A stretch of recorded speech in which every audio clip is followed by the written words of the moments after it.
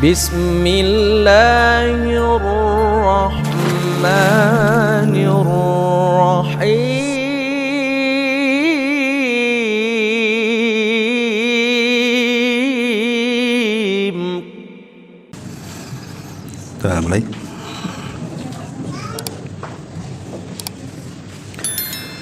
Bismillahirrahmanirrahim. Assalamualaikum warahmatullahi wabarakatuh. Alhamdulillah wassalatu wassalamu ala Rasulillah wa ala alihi wa sahbihi wa mawalah wa la hawla wa la quwata illa billahi wa ba'du.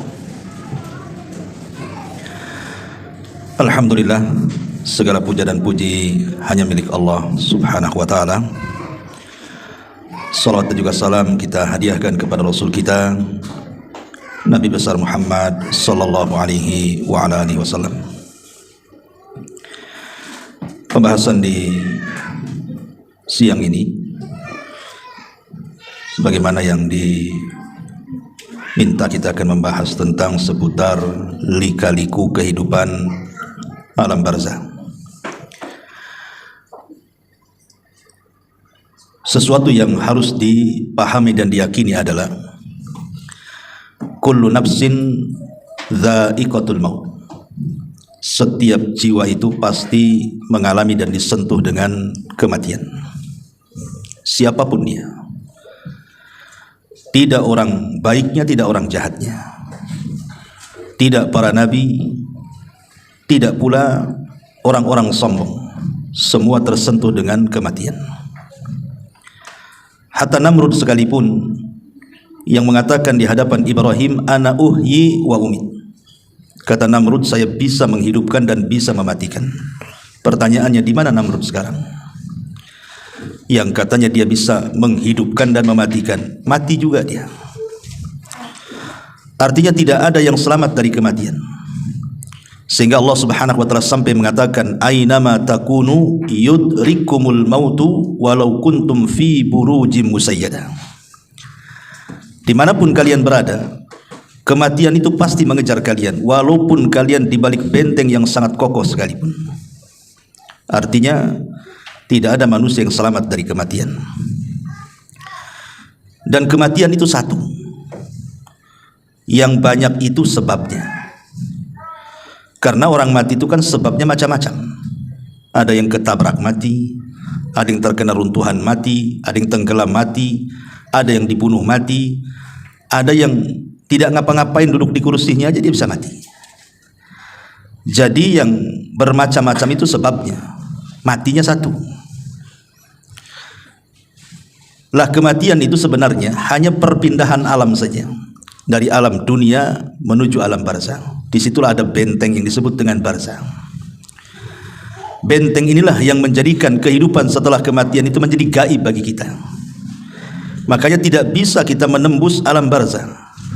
Umpamanya sengaja kita letakkan CCTV, taruh di kuburan, kemudian kita sambungkan di handphone kita atau mungkin di laptop kita. Kemudian kita baca hadis, katanya ada malaikat mungkar dan nakir. Sampai buta mata melihat CCTV itu, nggak akan nampak mungkar nakir itu.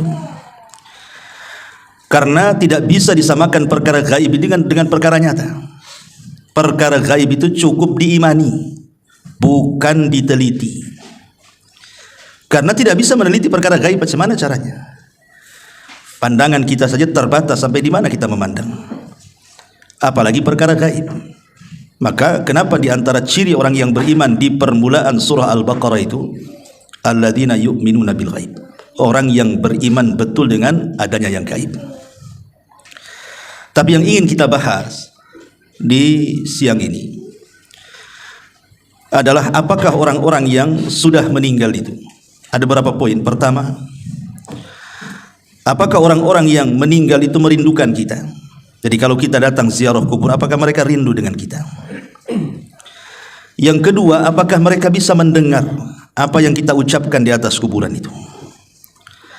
Yang ketiga, apakah kalau seandainya keluarga kita meninggal duluan, kemudian kita menyusul, kemudian ruh kita dengan ruh mereka akan saling menziarahi? Kemudian juga yang keempat, apakah kalau seandainya kita ini sedang tidur, ruh kita keluar dari jasad kita bisa berjumpa dengan ruh-ruh yang ada di kuburan. Karena ada kan orang bercerita, saya ketemu ibu saya. Di mana? Dalam mimpi. Apakah mungkin ruh seseorang yang sedang tidur berjumpa dengan ruh yang sudah meninggal, kemudian berjumpa? Dan tentu yang tak kalah pentingnya adalah amalan-amalan yang bermanfaat bagi si mayat. Dan apakah juga orang-orang yang sudah meninggal bisa tersakiti dengan kita yang masih hidup, dan macam-macam persoalan yang kita akan singkap nanti ke depan ini. Ma'asyiral muslimin wal muslimat rahimani wa rahimakumullah. Nabi SAW ketika menziarahi atau ketika mengantarkan jenazah bersama para sahabat, dan jenazah itu sudah dikubur, apa kata Nabi SAW? Istaghfiru li akhikum fa innahul an yus'al. Atau istaghfiru li akhikum wasalu lahu at-tathbit fa innahul an yus'al. Kata Nabi SAW, mintalah kepada Allah ampunan supaya orang yang sudah dikebumikan ini diampuni dosa-dosanya. Dan mintalah kepada Allah ketetapan supaya dia bisa menjawab pertanyaan mungkar dan nakir alias fitnah kubur. Karena sekarang dia lagi ditanya, kata Nabi. Kemudian kalau kita melaksanakan sholat jenazah, kita tahu bahwa rangkaian sholat jenazah itu ada 4 kali takbir. Takbir pertama baca Fatihah, kan gitu ya. Kemudian takbir kedua baca sholawat Ibrahimiyah.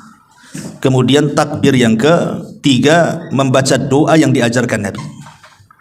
Kemudian takbir yang keempat bisa diam langsung salam, ataupun bisa kita berdoa dengan doa yang warid dari Al-Quran seperti Rabbana atina fid dunya hasanah atau doa-doa yang lainnya. Tetapi yang ingin saya bahas adalah pada takbir yang ketiga, Nabi SAW mengajarkan kepada kita doa-doa yang disunahkan untuk dibaca. Salah satunya adalah Allahumma gfir lahu warhamhu wa'afihi wa'fu anhu wa akrim nuzulahu wa wasi' madkhalahu, dan seterusnya. Ya Allah, ampuni orang ini yang sudah mati. Ya Allah, rahmati orang ini. Ya Allah, maafkan orang ini. Ya Allah, muliakan kedudukannya. Ya Allah, luaskan kuburannya, dan begitu seterusnya.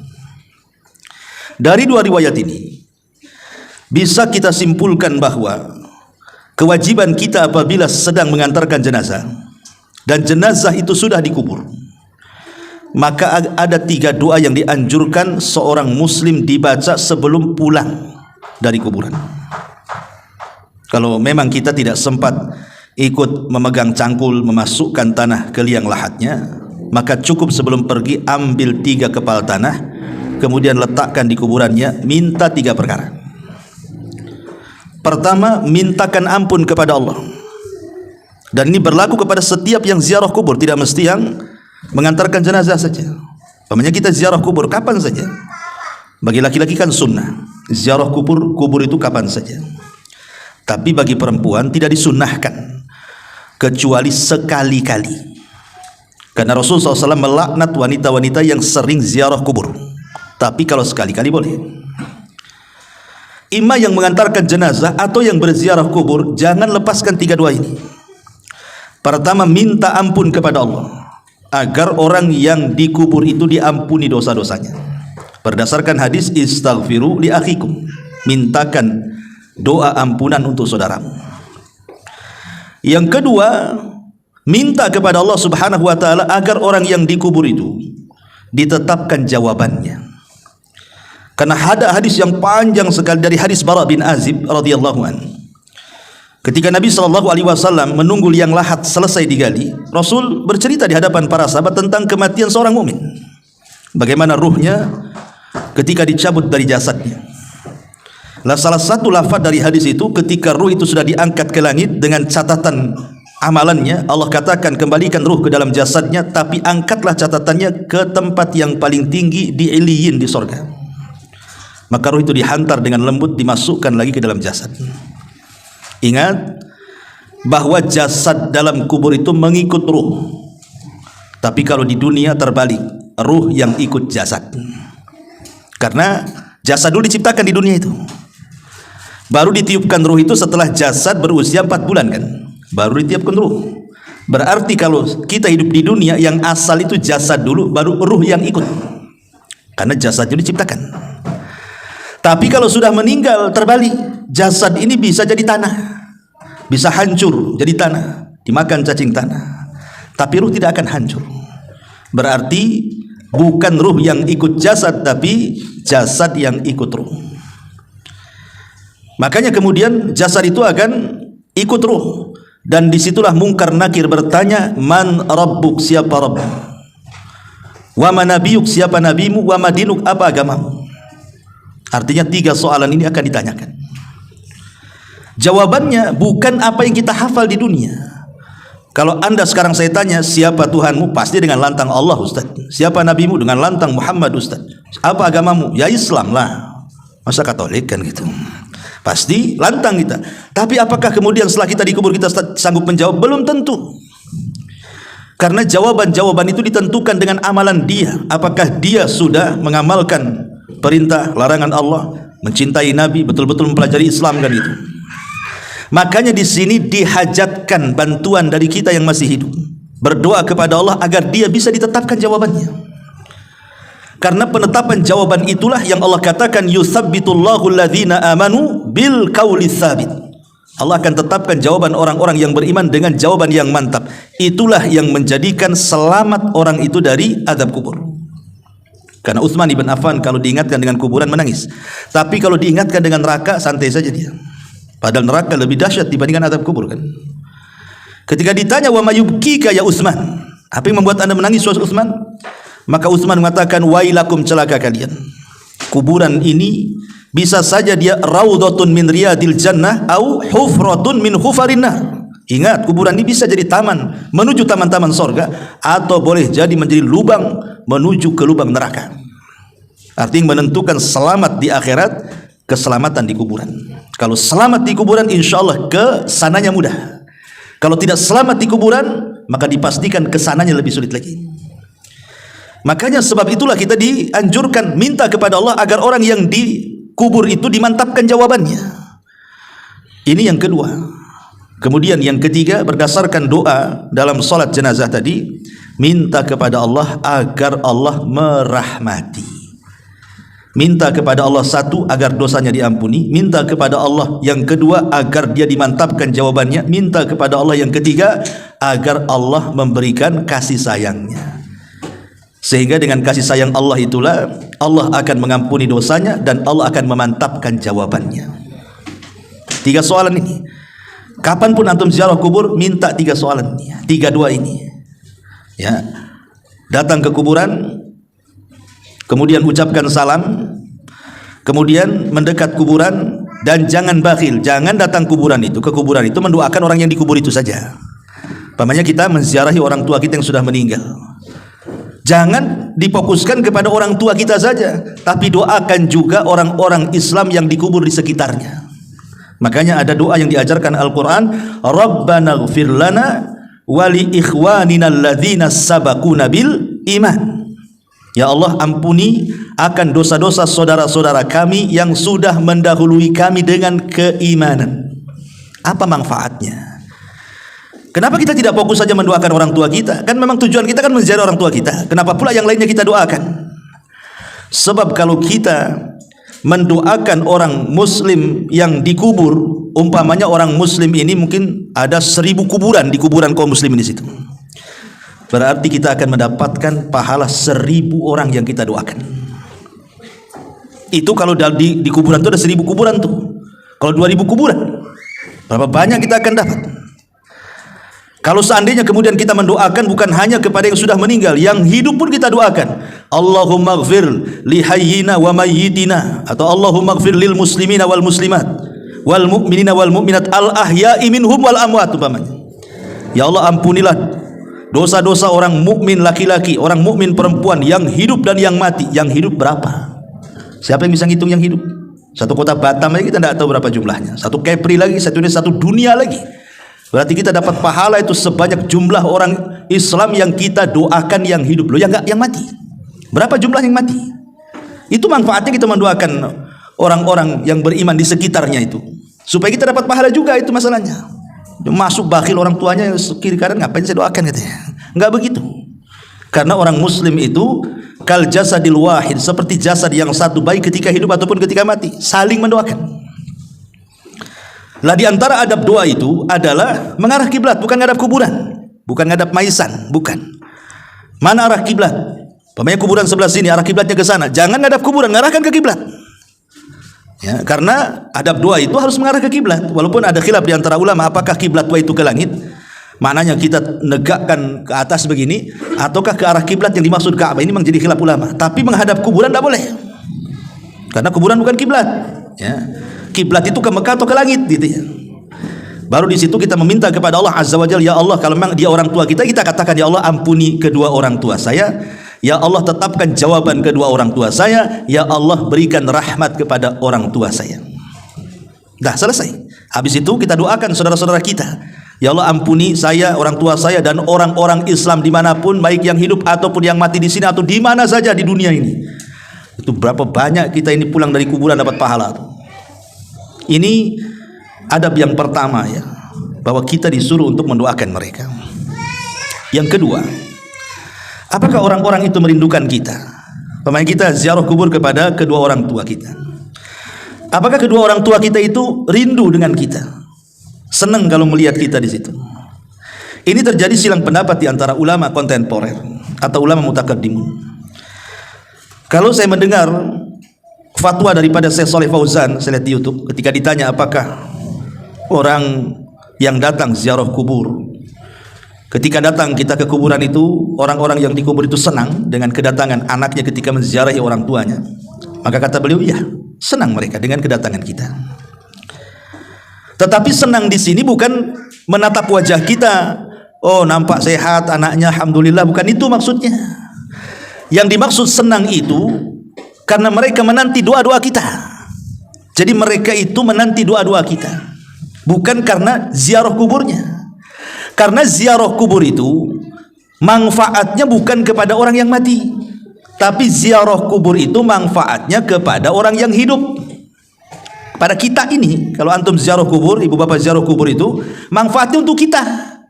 Apa manfaatnya untuk kita?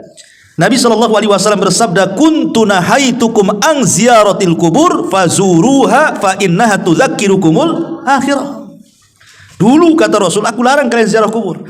Sekarang boleh, silahkan ziarah kubur setelah mantap iman para sahabat. Karena di zaman itu kan kuburan jadi ajang maksiat, baik kesyirikan ataupun bid'ah. Makanya Rasul melarang, takut para sahabat terseret kepada maksiat.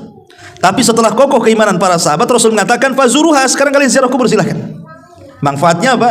Fa innaha tudzakirukumul akhirah, supaya kalian mengingat akhirat, mengingat kematian, dan dilembutkan hati kita di situ. Ingat bahwa dengan mengingat akhirat, mengingat kematian, maka perkara-perkara besar di mata kita menjadi kecil, dan perkara-perkara kecil menjadi besar. Apa maknanya? Kenapa mengingat kematian atau mengingat akhirat itu menjadikan perkara besar jadi kecil? Sebab kalau seandainya anda ini orang paling kaya, sakaya-kayanya di Batam ini, punya istana, punya tanah, punya kendaraan, macam-macam lah, nggak ada orang yang lebih kaya dibandingkan anda ini. Ketika kemudian datang ke kuburan, melihat kuburan, kemudian berpikir saya juga akan mati seperti dia, apa gunanya kekayaan kalau begitu? Kekayaan apa gunanya? Hidup di istana kalau ingat mati, apa gunanya istana? Mau ditinggal juga. Akhirnya kemudian dia pun tidak menganggap itu perkara besar, karena akan ditinggal dengan kematian kan.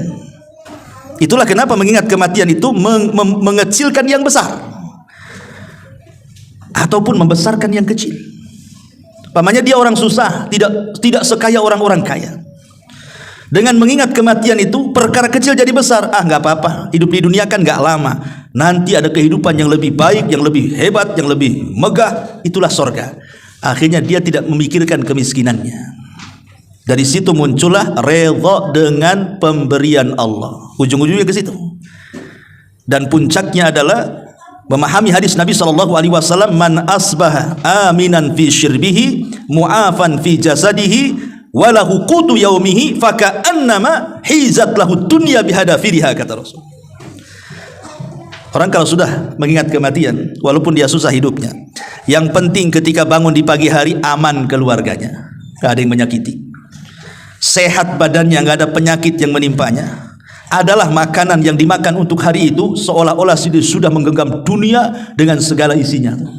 Karena manusia itu di dunia cari apa kalau nggak 3 perkara ini kan? Pertama, aman. Orang itu pengen aman, suami pengen aman dari istri, istri pengen aman dari suami. Orang tua pengen aman dari anak, anak pengen aman dari orang tua. Orang pengen aman dari tetangga, tetangga pun pengen aman dari kita. Nggak ada ketakutan, nggak ada yang ngancam, nggak ada yang membuat takut, nggak ada takut disakiti, dihasadi. Orang kan pengen aman hidup itu. Sebab kalau aman itu tenang hati. Itu yang dicari orang. Sampai-sampai orang itu sampai pindah perumahan itu gara-gara diganggu tetangganya karena nggak aman kan, terpaksa pindah rumah dia. Yang kedua, sehat badannya. Apalagi kalau sudah faktor UU tuh, yang sudah 40, 50. Itu kalau bangun gak ada yang sakit udah senang sekali itu. Tapi kalau bangun pinggang sakit, kaki asam urat, itu stres tuh. Ya, kolesterol naik, stres orang itu. Ya. Kemudian juga ada yang dimakan. Nggak pusing, yang dimakan sudah ada, yang diminum ada. Apa yang dicari orang itu kan cuma 3 perkara. Sebab satu lolos dari 3 perkara ini nggak aman hidup tuh. Contoh mamanya, badan sehat, ya kan? Tapi nggak aman. Istri disakiti suami, suami disakiti istri, nggak kerasan hidup itu. Walaupun sehat badannya. Ataupun mungkin oke lah dia harmonis rumah tangganya, anak-anaknya baik-baik, tetangganya oke-oke. Stroke pula lah dia, stres juga. Ya. Oke lah sehat badannya, aman semuanya, tak ada yang dimakan pula dia, stres juga hidup itu. Nah kalau 3-tiganya sudah ada, tenang hidup di dunia. Itulah yang dikatakan menggenggam dunia, itulah karena 3 perkara ini yang dicari manusia. Makanya kemudian kalau orang ingat mati itu, perkara besar menjadi kecil, perkara kecil menjadi besar. Karena berujung dari mengingat kematian berakhir dengan redho dengan pemberian. Awalnya ingat mati, ujungnya apa? Redho dengan pemberian. Kita akan mati juga, mengapain juga sibuk-sibuk. Tenang jadinya hati. Itulah tujuan ziarah kubur itu. Makanya ini bapak-bapak ini kalau sudah kasih mak-maknya ajak shopping, belokkan aja ke Tamiang tuh. Ya, ajak yuk kita ke Top Cepe Batu Aji, tapi ngarahnya ke kuburan Tamiang. Ini bu, Top Cepenya ada di sini. Gitu. Mau mati atau mau hidup kan itu. Supaya lembutlah hati itu. Jangan asih dunia terus. Jadi ziarah kubur itu manfaatnya untuk siapa? Untuk kita yang berziarah, bukan untuk orang mati. Orang mati itu bermanfaat kalau kita berdoa. Doanya itu yang manfaat. Itulah yang membuat penghuni kubur senang dengan kedatangan kita maksudnya. Ini satu pendapat, ya. Tetapi Syekh bin Baz rahimahullah ta'ala yang saya baca dalam fatwanya, dia tawakuf dalam masalah ini. Apakah kemudian kalau kita ziarah kubur, penduduk kubur itu senang atau tidak senang? Kita tidak bisa mengatakan iya ataupun tidak. Kan ini perkara gaib masalahnya. Perkara gaib itu tidak bisa ditetapkan kecuali dengan dalil. Kalau tidak ada dalil, tawakuf. Tapi yang jelas bahwa okelah kita tidak mengatakan dia senang ataupun tidak senang. Tapi yang namanya doa bagi para penziarah kubur, untuk para penghuni kubur itu, itulah yang disepakati para ulama sampainya pahala kepada orang yang meninggal. Kan amalan-amalan nanti saya jelaskan. Amalan-amalan itu kan banyak yang bermanfaat kepada untuk orang yang sudah meninggal itu. Tetapi dari seluruh amalan itu yang ada 8 tuh ataupun 10 amalan itu, yang disepakati cuma 2. Maksudnya tidak ada khilaf ulama. Kalau kita lakukan pasti sampai kepada orang yang meninggal. Apa itu? Pertama doa, dan yang kedua sedekah. Cuma 2 ini. Ini sepakat. Tidak ada khilaf ulama. Adapun menghajikan orang yang sudah meninggal, korban untuk orang meninggal, baca Quran untuk orang meninggal, ini masih khilaf. Ada perselisihan ulama. Ada yang mengatakan sampai, ada yang mengatakan tidak sampai, wallahu a'lam. Tapi yang disepakati jelas-jelas dalilnya berdasarkan nas gitu ya. Doa pasti sampai. Yang kedua sedekah pasti sampai. Kenapa? Karena ada hadisnya. Idza mata ibnu Adam in qata'a amaluhu illa min thalathin, sadaqatin jariyah. Lihat, sedekah yang mengalir. Kemudian au ilmin yuntafa'u bihi, ilmu yang bermanfaat, au waladin salihin yad'u, anak yang soleh yang mendoakan. Maka sedekah dan doa itu sepakat sampai. Jadi kalau kita ingin ngirim pahala kepada orang yang meninggal, yang jelas-jelas ini berdoa, tidak mesti di kuburan. Doa itu di mana saja akan sampai, dan jangan diyakini doa di kuburan lebih sampai dibandingkan doa di masjid. Tidak ada keyakinan seperti ini. Justru di masjid ya lebih afdal kalau berdoa kan. Udah rumah Allah, tempatnya bersih gitu ya. Tapi ziarah kubur itu berdoa di situ ada nilai plusnya, mengingat kematian, melembutkan hati, mengingat akhirat. Makanya di antara salam kepada penduduk kuburan itu salah satu lafadznya wa inna bikumul lahikun, kami juga akan menyusul kalian. Kami juga akan sampai seperti kalian. Jadi terjadi silang pendapat di sini ya. Apakah penduduk kuburan itu senang ataukah tidak senang? Ada yang mengatakan senang seperti fatwanya Syekh Shalih Fauzan, ada yang mengatakan tawakuf seperti Syekh bin Baz gitu ya. Ya, kalau ulama dulu yang mengatakan seperti Syekh Al-Imam Ibnu Qayyim dalam kitabnya Ruhiyah senang. Dan juga gurunya Ibnu Taimiyah rahimahullah mengatakan senang. Mereka senang dengan kedatangan kita. Kemudian kita, karena mereka menanti doa kita, bukan senang ingin lihat wajah kita. Percuma juga kalau kita datang nggak mendoakan, ngapain juga kan begitu.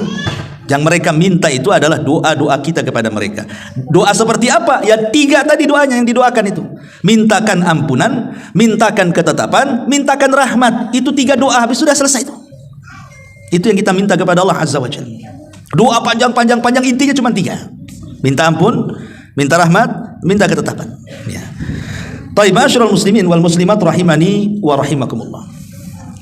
Kemudian juga, apakah kalau seandainya seseorang yang berziarah kubur tadi, apakah kemudian orang itu merindukan? Nah, sekarang pembahasan selanjutnya, apakah kalau kita ini datang ke kuburan, kemudian kita berbicara sesuatu dengan orang yang dikubur itu, mereka mendengar pembicaraan kita, ataukah tidak?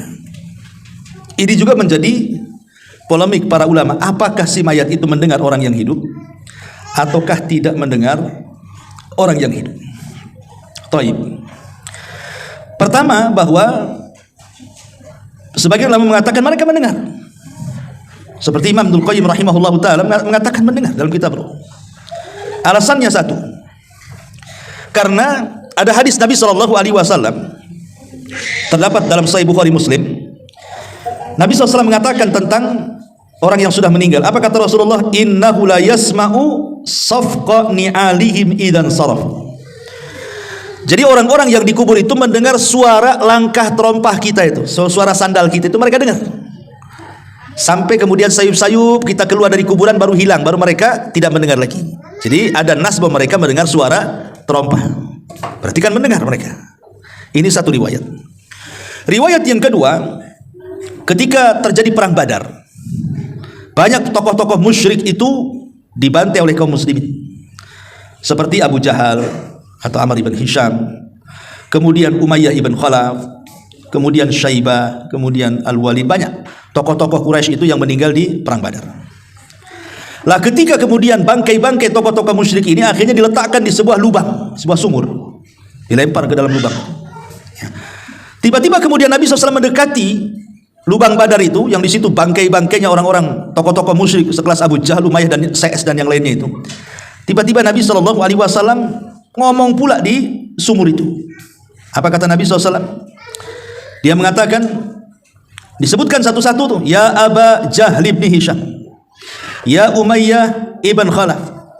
Kemudian kata Nabi SAW, telahkah sampai kepada kalian janji Allah kepada kalian? Sungguh janji Allah yang Allah janjikan kepadaku sudah sampai kepadaku, kata Umar bin Khattab. Heran, ngapain Nabi SAW ngomong di depan lubangnya bangkai-bangkai orang-orang musyrik jahiliyah itu, orang-orang musyrik, tokoh-tokoh musyrik itu. Kok Nabi kok ngomong di situ?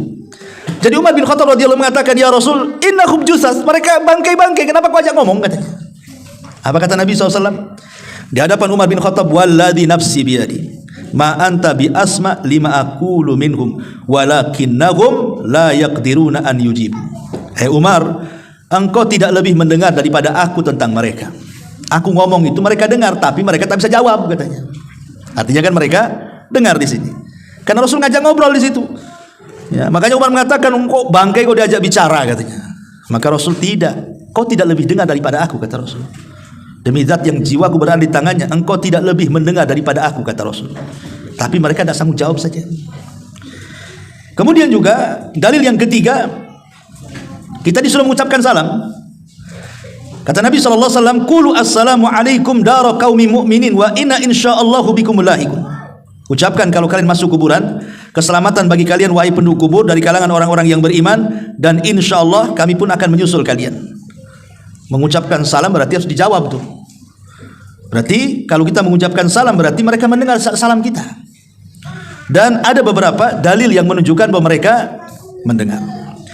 Tapi bagi kelompok yang mengatakan tidak, mereka tidak dengar, mereka berdalil dengan surah Fatir ayat 22.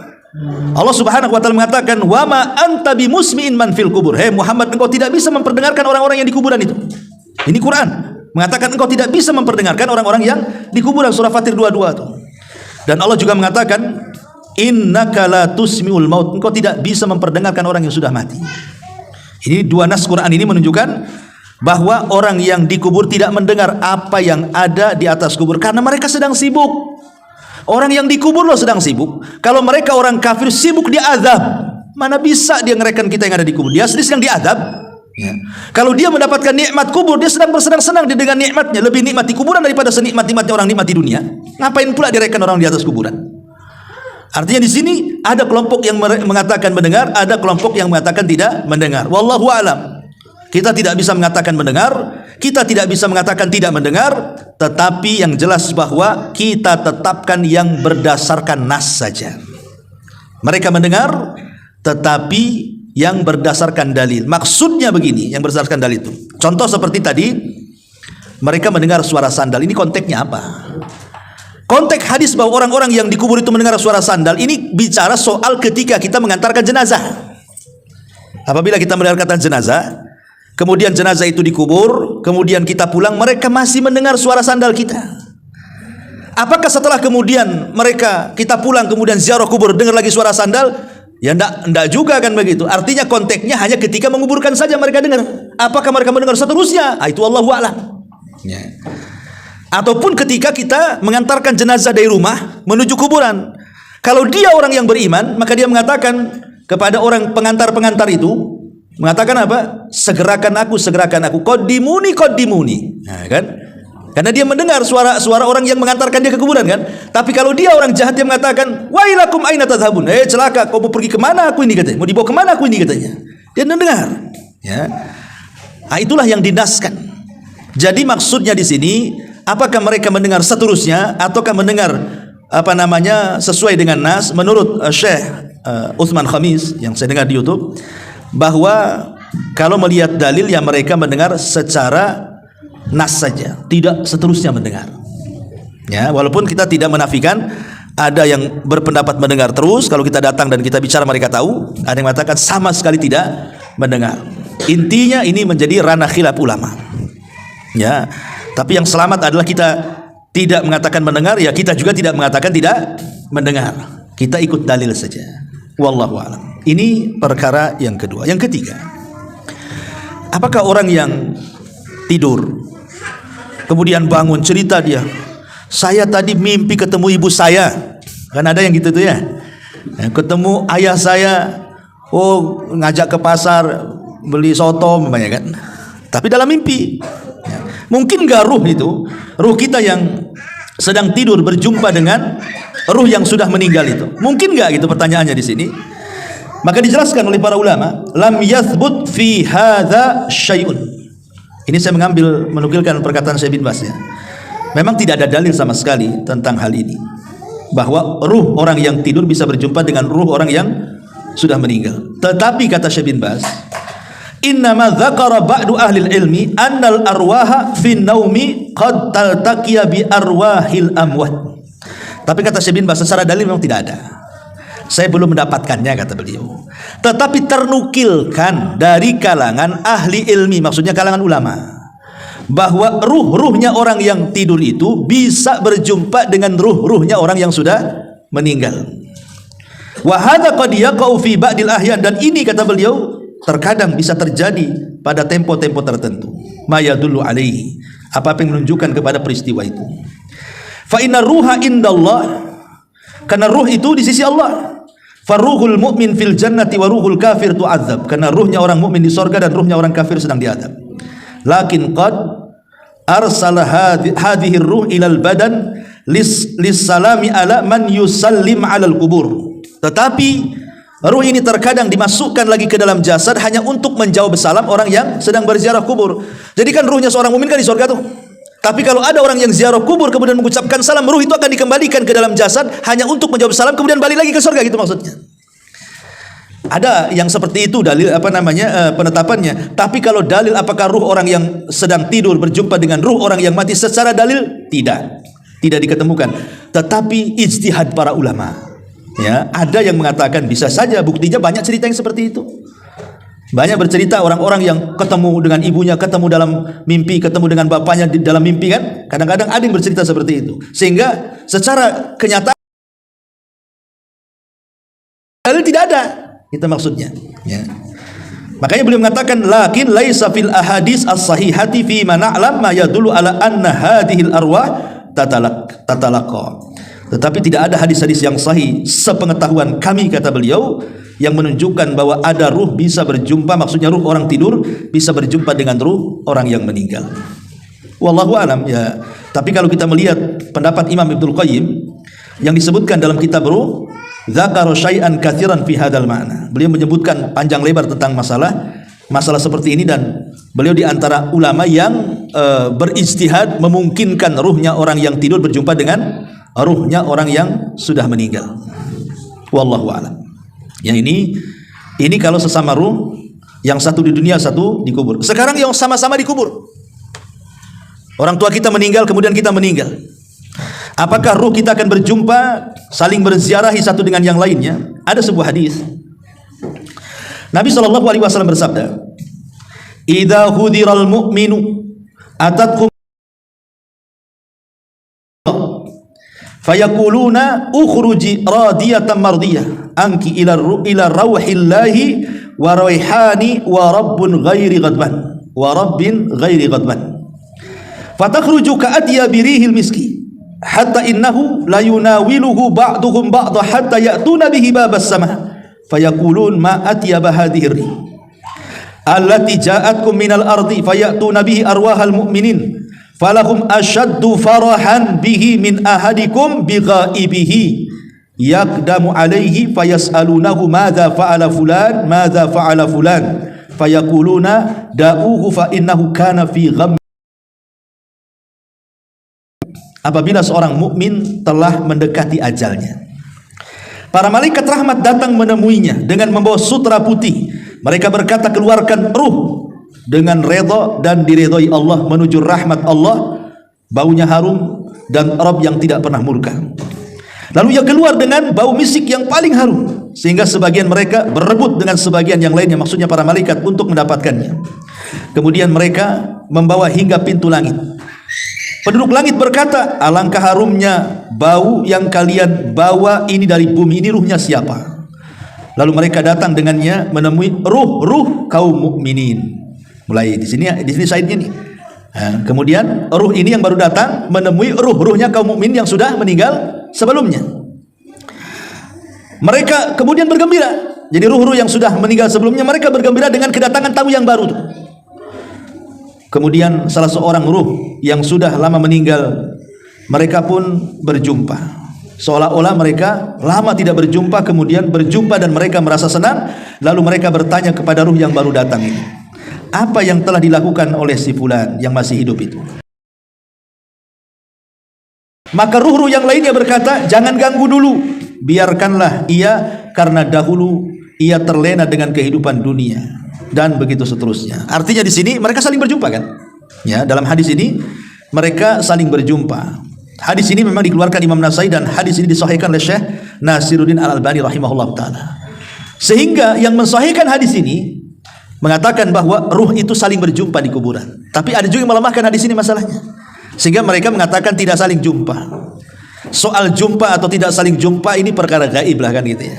Yang jelas bahwa ruh-ruhnya orang yang beriman yang sudah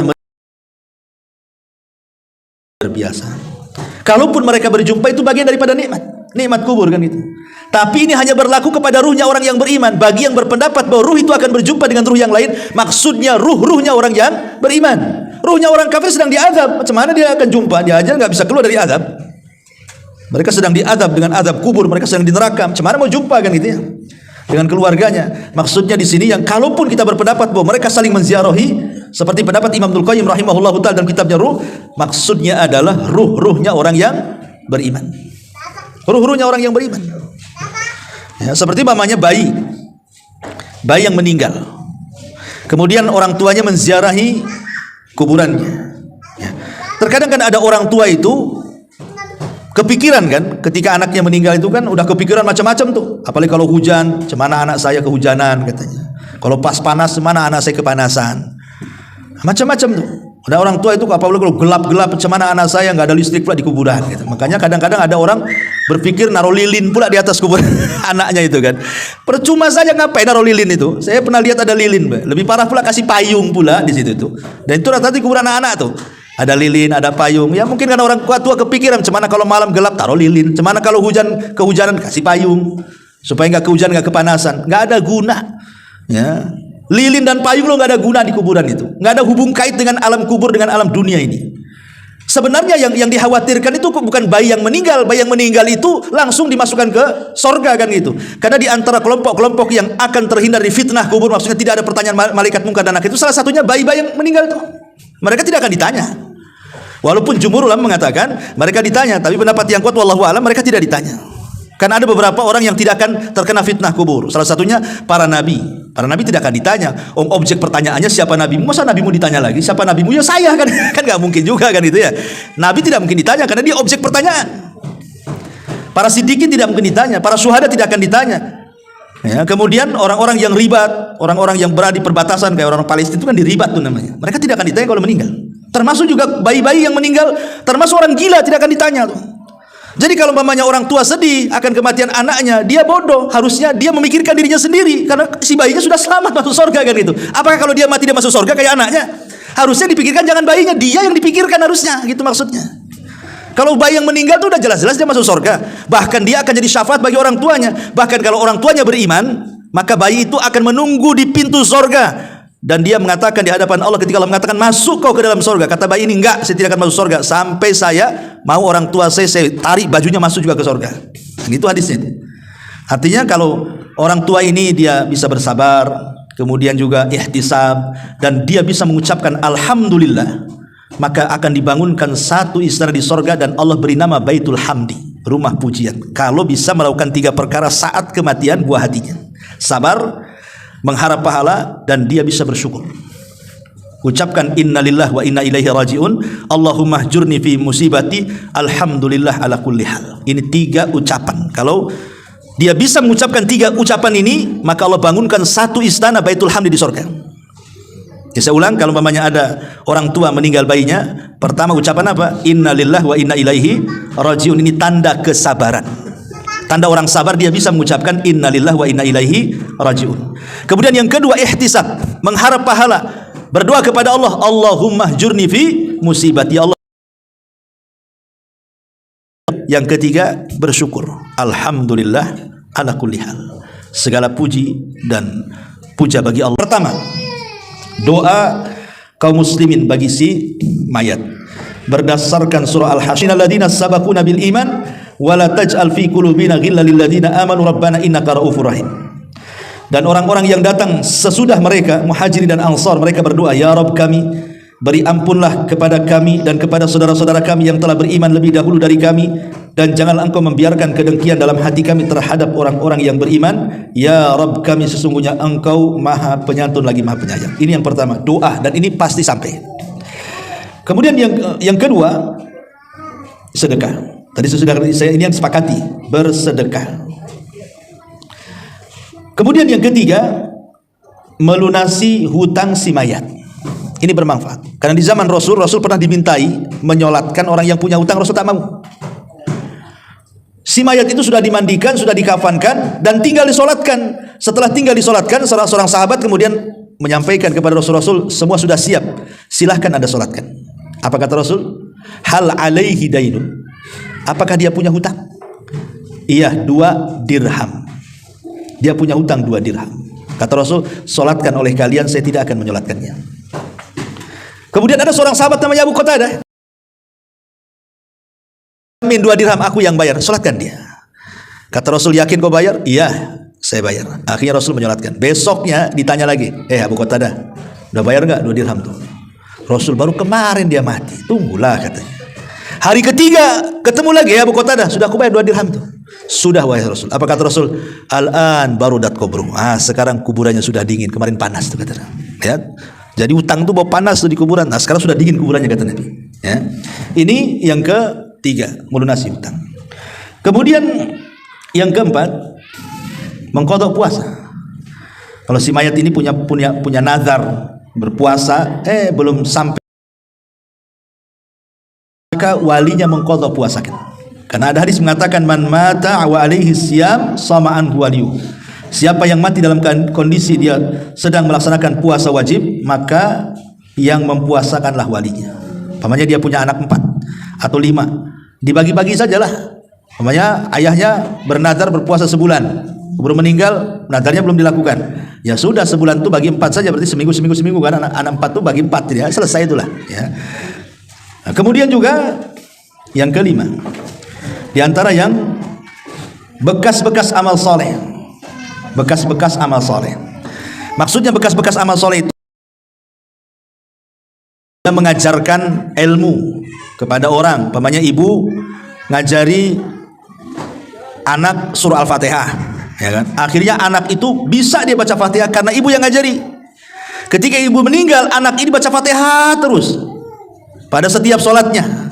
Berarti ketika anak ini membaca surah Al-Fatihah, itulah sampai. Itu bekas-bekas kebaikan dia tuh. Makanya kalau bisa, ini orang tua ini saya anjurkan, ibadah-ibadah wajib dan yang sering dilakukan itu kalau bisa jangan orang lain ngajari. Yang namanya sholat, kalau bisa kita yang ngajari anak tuh.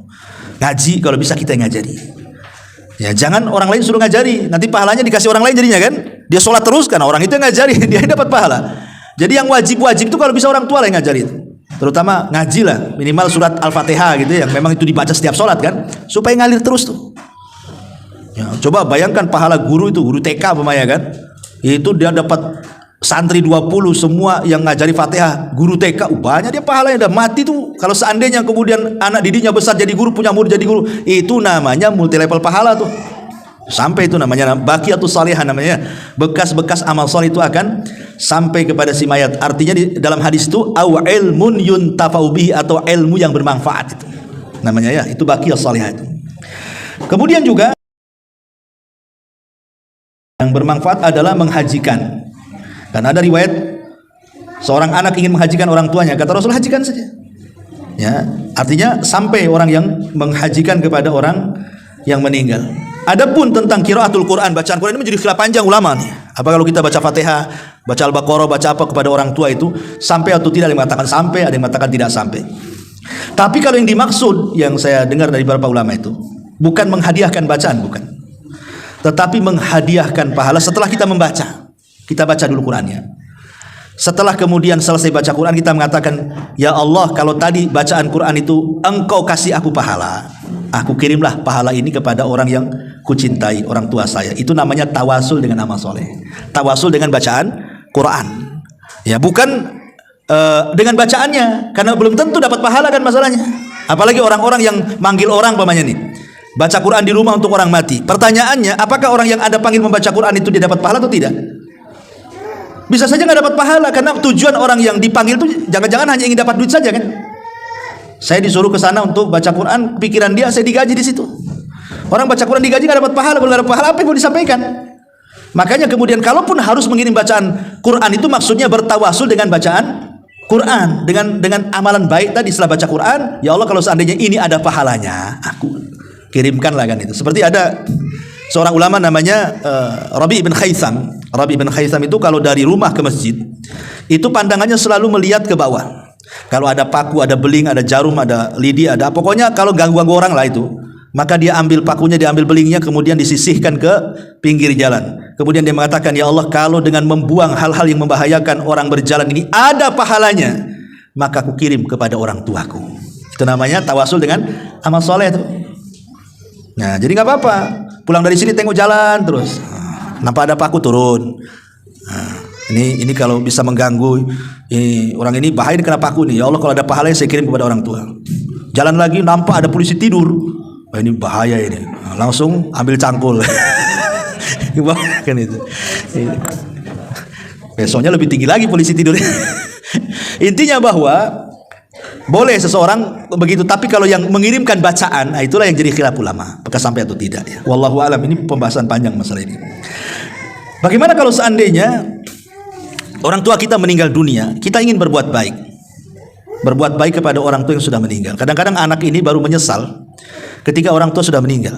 Kalau orang tua masih hidup tuh kadang-kadang nggak kepikir berbuat baik. Ya, tapi kalau sudah meninggal barulah kebayang kebaikan orang tua. Baru terpikir ingin berbuat baik. Kan salah, harusnya ketika dia hidup kita berbuat baik. Sudah meninggal baru nyesal dia. Tetapi karena orang tua itu adalah sosok yang mulia bagi anak itu, tetap Allah Subhanahu wa taala masih memberikan kesempatan yang tidak sempat berbuat baik ketika masa hidupnya, ada caranya berbuat baik setelah kematiannya. Seperti apa? Satu, istighfar, lakukan. Minta kepada Allah agar orang tua kita diampuni. Dalam setiap sholat kita minta ampun kepada Allah agar orang tua kita diampuni. Yang kedua, berdoa kebaikan. Seperti tadi, doa supaya diampuni dosanya, dirahmati, ditetapkan jawabannya. Kemudian juga kalau dia punya hutang, selesaikan hutang orang tuanya.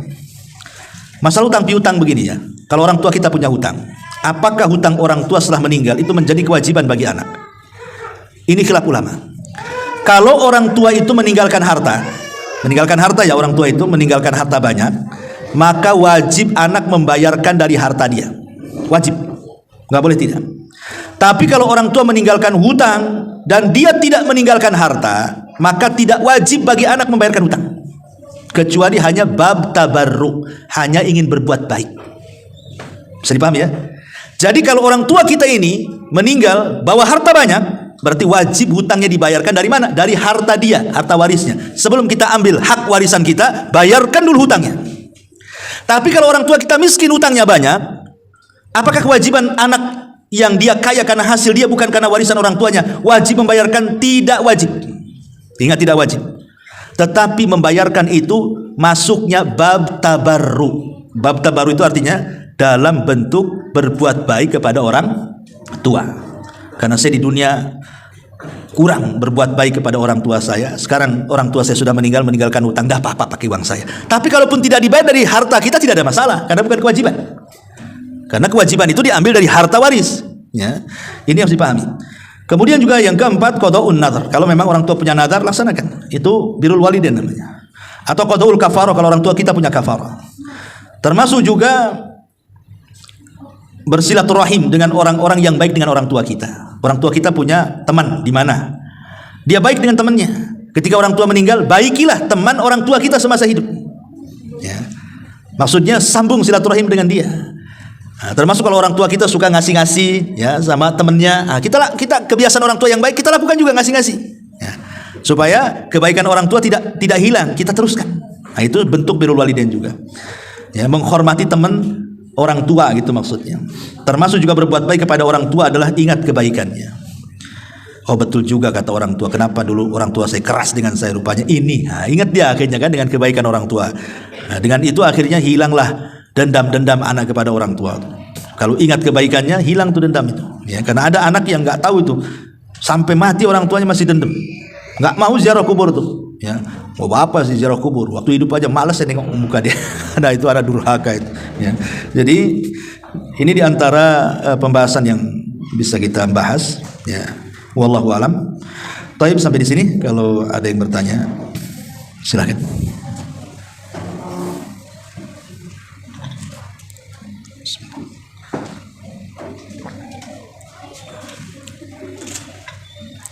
Tak ada? Alhamdulillah. Subhanallah wa bihamdika, asyhadu an la ilaha illa anta, astaghfiruka wa atubu ilaik. Allahu ta'ala. Assalamualaikum warahmatullahi wabarakatuh.